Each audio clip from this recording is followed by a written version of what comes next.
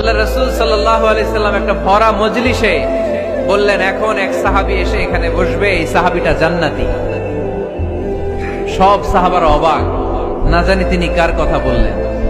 সবাই দেখতে পেলেন ইন দ্য মিন টাইম এক আনসারী সাহাবী এসে এই জায়গাটাতে বসলো।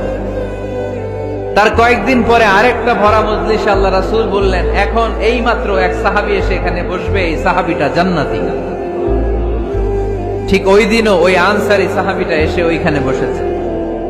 আবার কয়েকদিন পরে আল্লাহ রাসূল সাল্লাল্লাহু আলাইহি ওয়াসাল্লাম বললেন, এই মুহূর্তে এই মজলিসে এমন এক সাহাবী ঢুকবে, এই সাহাবীটা জান্নাতি। সবাই খেয়াল করে দেখলো, ওই যে আনসারী সাহাবীর কথা রাসূল সাল্লাল্লাহু আলাইহি ওয়াসাল্লাম আগে বলেছিলেন, ওই সাহাবী এসে ইন দ্য মিন টাইম ওই জায়গায় বসেছে। চিল্লায় পড়েন সুবহানাল্লাহ। সব সাহাবীরা অবাক হয়ে গেলেন, ঘটনা কি? কি এমন গোপন আমল করে এই সাহাবী, যে গোপন আমলের কারণে তিনটা ভরা মজলিসে বিশ্বনবী এই সাহাবীকে বললেন জান্নাতি।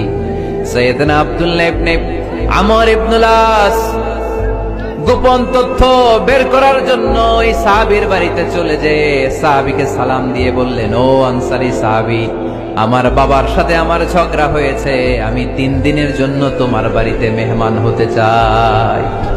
কয়দিনের জন্য?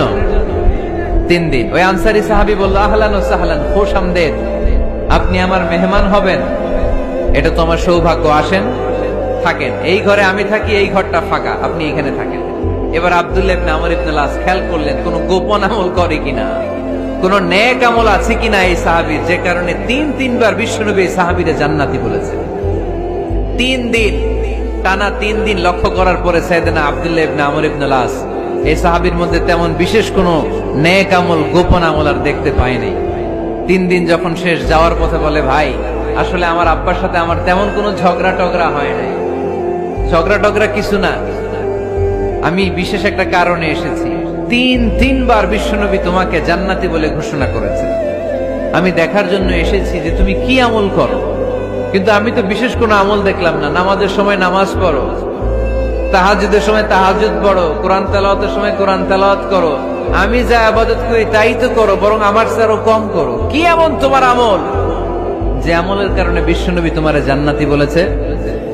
সাহাবীটাকে বলে, আব্দুল্লাহ, আমার জীবনে বিশেষ কোনো আমল নাই, এমন কোন আমল আমি আমার জীবনে করি নাই যে আমলের কারণে বিশ্বনবী আমারে জান্নাতি বলে ঘোষণা দিতে পারে। তবে হ্যাঁ, এমন একটি আমল আছে, প্রতি রাতে ওই আমলটা করে আমি বিছানায় ঘুমাতে যাই। প্রতি রাতে এশার নামাজের পরে আমি যখন আমার বিছানায় ঘুমাতে যাই, আমি আমার অন্তরে কারো ব্যাপারে কোনো ঘৃণা, কোনো ক্ষোভ আমার অন্তরে পুষে রাখি না। সুবহানাল্লাহ পড়েন।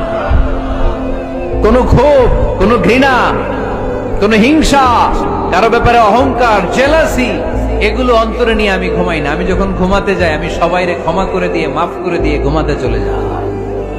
হয়তো এই আমলটা আল্লাহ তাআলার কাছে অত্যন্ত প্রিয় হতে পারে, এই কারণেই হয়তো বিশ্বনবী আমাকে জান্নাতি বলে ঘোষণা করেছে। চিল্লায় পড়তে হবে আল্লাহু আকবার।